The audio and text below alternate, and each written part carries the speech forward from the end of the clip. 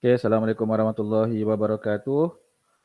Baiklah, hari ini dalam Sains Tingkatan 1 KSSM kita akan meneruskan lagi pembelajaran tentang bab baru iaitu bab 8 cahaya dan optik. Okey. So, dalam bab ni akan ada banyak subtopik. Mungkin cikgu akan gabungkan beberapa subtopik lah. Sebab subtopik dia agak pendek. Jadi cikgu akan gabungkan beberapa subtopik lah dalam satu video. Subtopik pertama 8.1 penggunaan cermin. Okey, penggunaan cermin. Cermin satah. Antara cermin yang biasa kita jumpa dalam kehidupan kita ni adalah cermin satah lah ataupun cermin yang rata tu. Dan cikgu rasa at least dalam satu rumah tu mesti akan ada satu cermin satah lah. Untuk kita, at least ada satu untuk kita macam sikat rambut kan, gosok gigi dan sebagainya lah. Dan cikgu yakin semua pelajar pernah berjumpa dengan cermin satah. Okay.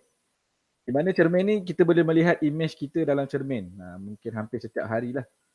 Okay.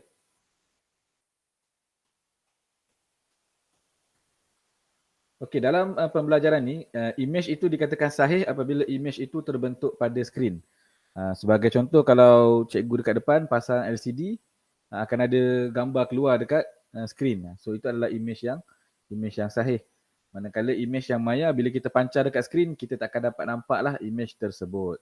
So kita dipanggil imej maya. So dua jenis imej. Okay. So imej kita dalam cermin ni, dia sebenarnya terbentuk di bahagian belakang cermin. Okay. So di bahagian belakang cermin. Oleh itu kita boleh kategorikan imej yang terbentuk pada cermin satah ni adalah imej yang maya lah. Maksudnya kalau kita letak dekat skrin, kita tak akan dapat nampak kita punya imej daripada pantulan cahaya dekat cermin tu. Okay. So cermin ada 3 jenis. Yang pertama cermin satah, bentuk straight je.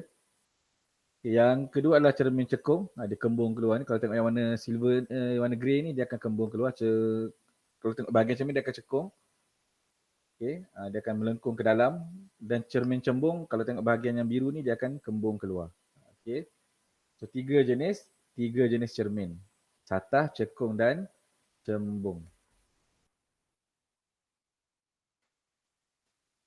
So rajah seterusnya menunjukkan pantulan sinar cahaya. Okay. Kita tahu cahaya bergerak lurus. So apabila dia melanggar permukaan cermin, dia juga akan terpantul dalam satu garisan yang lurus lah. Okay. Cermin satah dia akan mengaplikasikan konsep pantulan cahaya. Okay. So sebarang cahaya yang terpancar dekat cermin dia akan terpantul. Sepatutnya akan ada eksperimen lah, tapi tak apa, kita ajar teori dulu. Bila sekolah dah buka nanti kita akan teruskan dengan eksperimen lah. Okay, pantulan cahaya. Apakah aplikasi cermin dalam kehidupan?